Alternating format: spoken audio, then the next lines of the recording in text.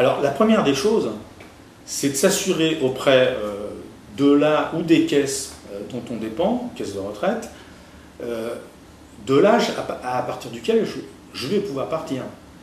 C'est la première chose à faire.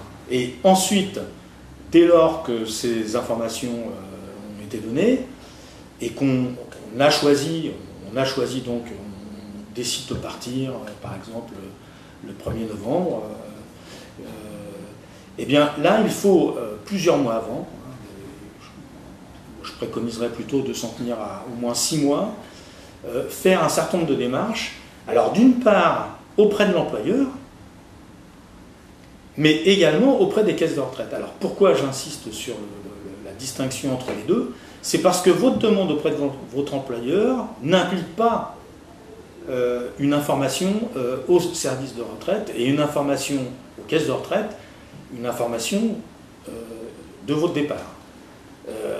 C'est très important. On a malheureusement quelques situations où des salariés pensent que lorsqu'ils ont fait leur demande auprès de leur employeur, les choses sont transmises, les informations sont transmises entre les différents interlocuteurs et malheureusement se rendent compte au moment où ils vont partir qu'ils ne bénéficieront pas de pension parce qu'ils ne sont pas connus des caisses de retraite. Ils n'ont pas fait la demande en bonne et due forme auprès des caisses de retraite et ça c'est une situation dramatique.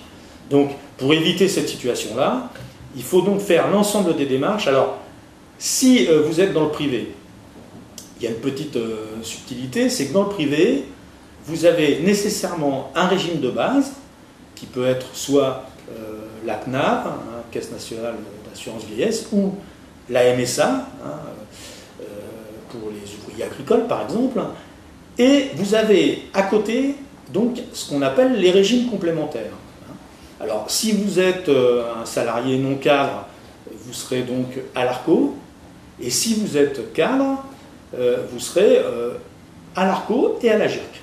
Donc là, dans ce cas-là, il faut absolument faire la demande à la CNAV et il faut s'adresser, et à la MSA éventuellement, et s'adresser également au régime complémentaire.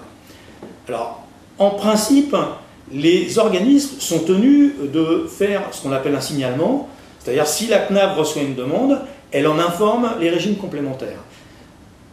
C'est des choses qui se font, mais qui parfois demandent des délais, ça peut prendre plusieurs mois, et on peut avoir là aussi des situations un peu compliquées où le salarié va percevoir à la date prévue sa pension de la CNAV, mais ne percevra pas tout de suite, il faudra attendre quelques mois, sa pension de l'ARCO parce que les demandes n'ont pas été instruites correctement et au bon moment. Alors, c'est la raison pour laquelle moi je recommande de faire les demandes aux différents organismes. Alors, pour ce qui est des différentes caisses ARCO, quand vous avez un parcours qui vous a fait passer par plusieurs caisses ARCO, alors là, dans ce cas-là, par contre, vous vous adressez à la dernière caisse, et là, la coordination se fera correctement, il n'y a pas de problème de ce point de vue-là.